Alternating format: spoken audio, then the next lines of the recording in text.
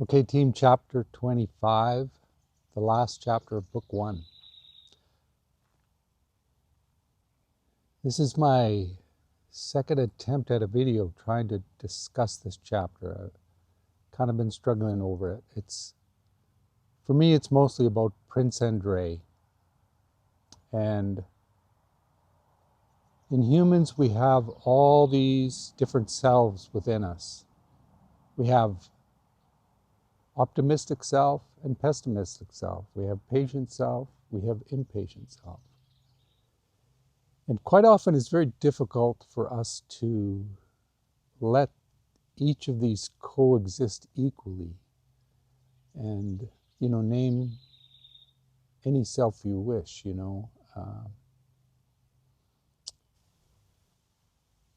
We have selves that are prone to be self-serving, and we have other selves within us that are prone to be really gracious and thinking of others first. And these all exist within us at all times. But as life goes on and as we seek patterns and stability in our lives, we tend to gravitate to a more narrow identity. And I think psychologically it's just a form of stability and order and structure and a way to pattern our lives that we're trying to successfully navigate it. And in Prince Andrei, in this chapter, we see two seemingly opposite selves. We have the kind, heartfelt, kind of warm Prince Andrei that starts to come to the surface as he's one-on-one with his sister more. This starts to come out, and it's just been only recently. You remember Lisa, his wife, recently said, "Prince Andrei, you have changed." They've just been married a short time, and she's noticing this dramatic change in him. From this more loving, energetic, optimistic person to being this more morose, jaded, fatigued person with life. More depressed, I think. And Marya notices the same thing as well. And so this is just a very recent thing for him. And so this more jaded self is coming to dominate, but it's just only recent. And the other warm, kind-hearted self is still there. It doesn't excuse either one. It doesn't excuse poor behavior.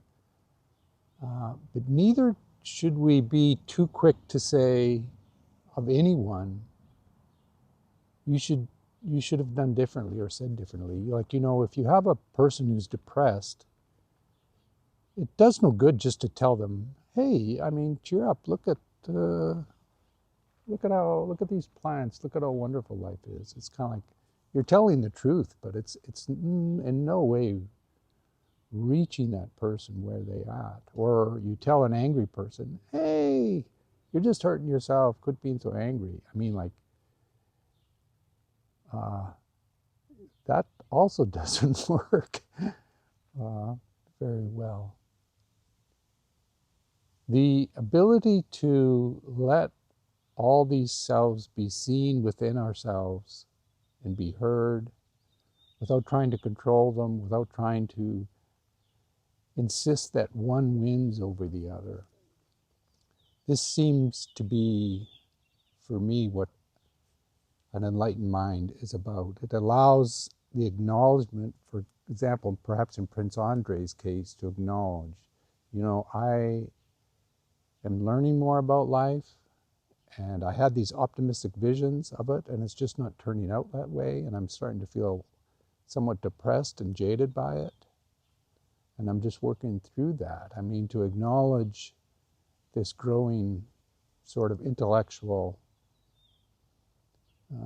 exposure in his life to exist, but also to understand and empathize with the people around him, and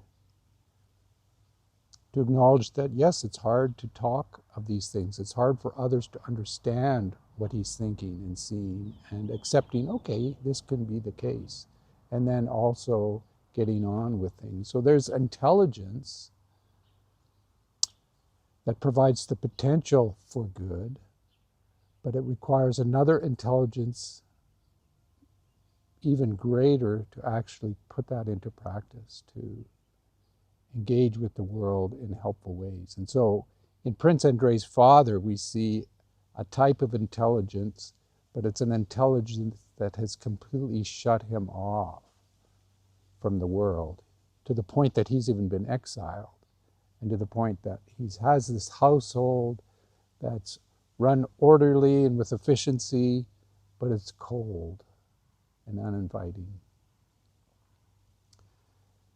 And so this has been a kind of a difficult chapter for me to sort these through regarding Prince Andrei, because we see some things within him we could admire, and we can also see some things in him which we might very quickly and truthfully judge as just poor behavior.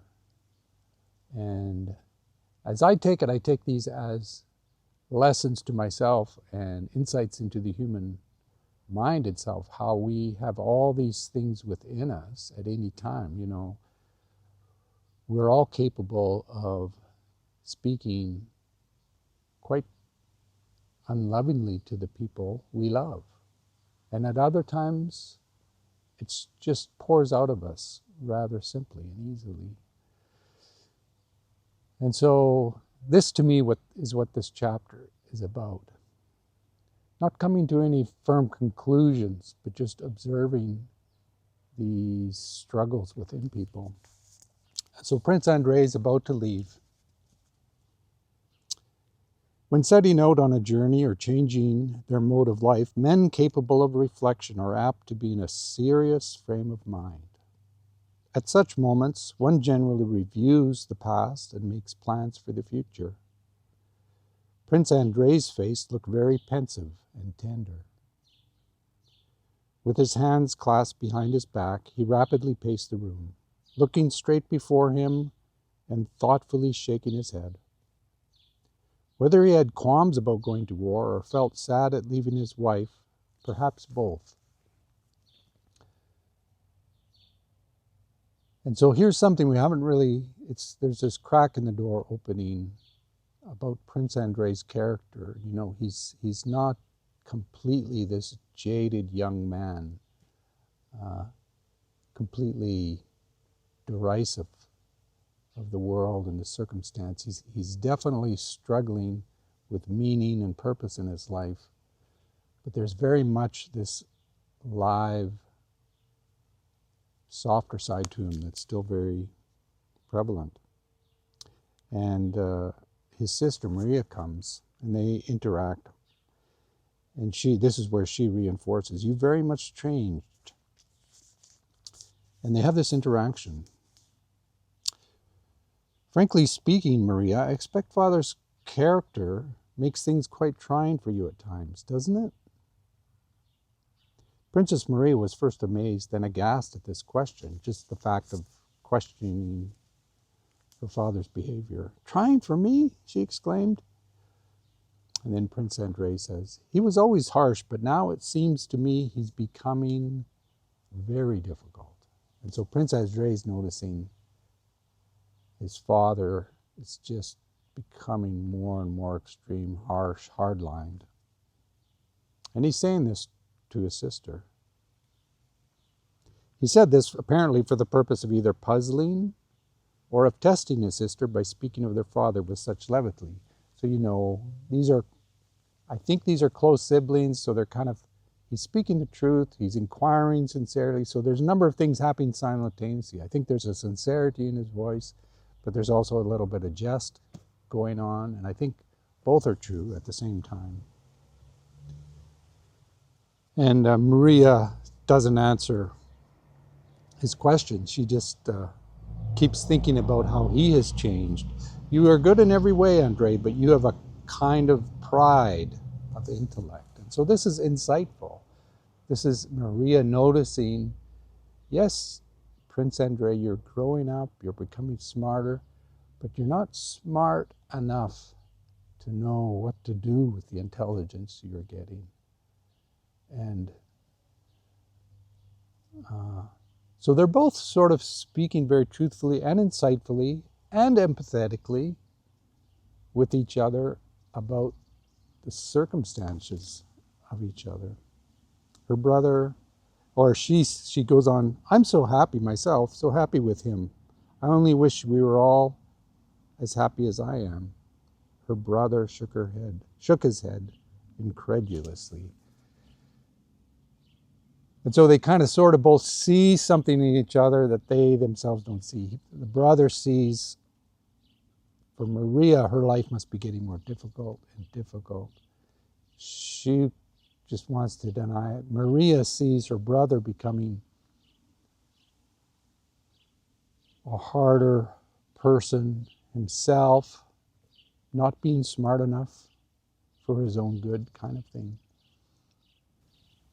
It's a very much more warmer interaction. So this is sort of a similar nature, not quite the same, when Prince Andrei was talking with Pierre, how Prince Andrei was being more vulnerable. But with his sister, it's even a different level of warmth and vulnerability. And Marya then wishes to give Prince Andrei this religious icon that she treasures, that she really has a strong feeling might protect him or bestow some grace of God upon him, protecting him as he goes to war. "Promise me you won't refuse. It will give you no trouble, and it's no way unworthy of you. Only it will comfort me. Promise," she said, thrusting her hand into her reticule, but hesitating to take out what object she held inside, as if whatever she held was the object of her request and could only be shown after the request had been granted. She stood looking shyly at her brother with imploring eyes. "Even if it were a great deal of trouble," replied Prince Andrei. And so this is a very kind thing to say. He knows, this is important to her. And he's not a religious fellow, it doesn't seem, but he knows this is important to his sister. It's kind of like, no problem at all, Marya. Even if it was a big trouble to me, I'll take this. "Think what you please. I know you're just like our father, but do it for my sake. Our father's father, our grandfather wore it in every war that he was in." She still did not take out what she was holding. "So you promise?" "Of course. What is it?" "Andrei, I bless you with this holy image, and you must promise me you will never take it off." "Do you promise?" "If it doesn't weigh a ton and won't break my neck, to please you," said Prince Andrei. But instantly noticing the pained expression his jest had brought to his sister's face, he repented. "I'll be glad to, really, dear, very glad," he added. And so this is a warm interaction. And so the more and more time he spends with Princess Marya alone, the more and more naturally this former self within him blooms out. That's always been there. But it's just being in competition now with his evolving experiences of life. Her brother was about to take the image, but she stopped him. Andrei understood. He crossed himself and kissed the image. His face was both tender, for he was touched, and at the same time ironical. And so I find this to be a very lovely insight into both these characters. And then they go on to talk about Lisa, and it happens that Lisa and Marya were confiding in each other, and Lisa was sharing how difficult her life had been and how maybe sad she was with the marriage. And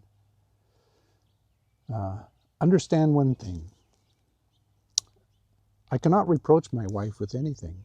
I never have and never shall reproach her. Nor can I reproach myself for anything in regard to her. So you see, what he's saying here is I see no alternative.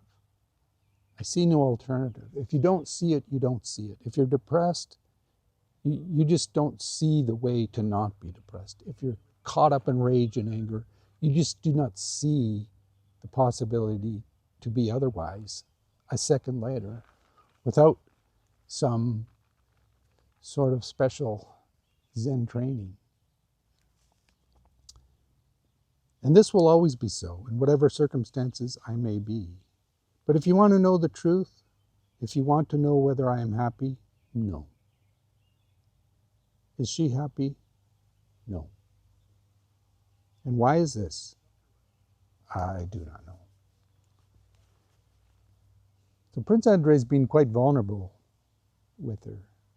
He's also saying, I don't know what to do, which is where he's kind of like, I'm not happy. I know Lisa's not happy with me. I know maybe he's aware of the coldness and rudeness he has, but he's like, he's literally at a loss at this. He's still a young man, but again, he's just struggling with these translations of what is life about anyway. And he sees in his father things that he doesn't like, and he does not wish upon himself, and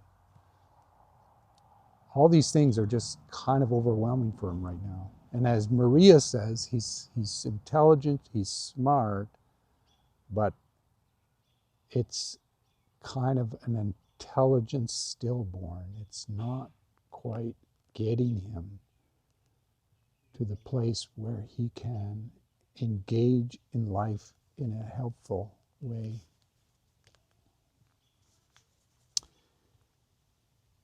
And so they decide to part. They go back to Lisa to say goodbye, and here's a little sentence. Prince Andrei went up to her, stroked her hair, and asked if she felt rested after the journey.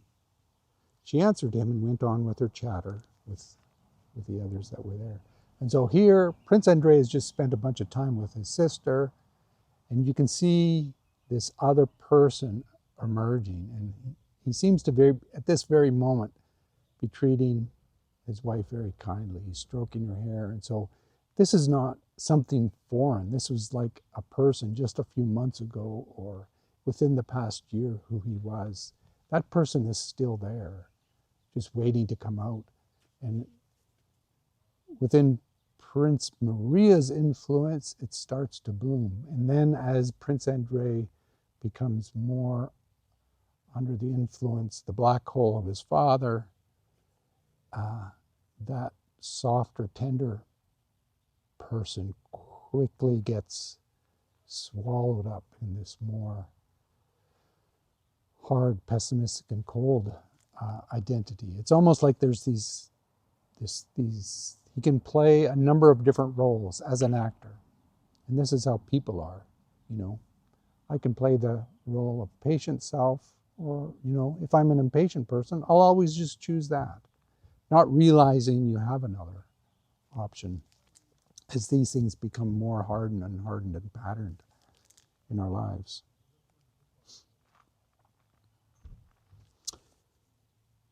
And he goes to see his father, and there's this funny dialogue. His father kind of questions him about being married, and I can tell you're not really happy about being married. And he's insightful about this, and he says, you can't get unmarried now. And this is only very in part the marriage itself is just one part of the story. It's more these mental musings of which Prince Andrei has no answer.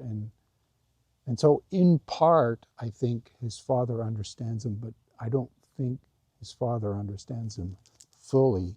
But nonetheless, Andrei said nothing. It was both pleasant and painful to him to realize that his father understood him. So in Prince Andrei's mind, he doesn't want to be like his father. And so in this way, it's painful if his father understands him, This almost admits that he is becoming like his father. But it's also pleasant to him, just like it would be for anybody, to be understood. That is a deeply satisfying thing. And I think I'll leave it for there. Prince Andrei soon leaves, says goodbye. And that ends book 1. We will see Prince Andrei and these other characters later, so we'll be able to talk about them more later, whether they've made some discoveries or whether or not they've kind of been lost in certain narratives. But we start book 2, chapter 1, as our next episode.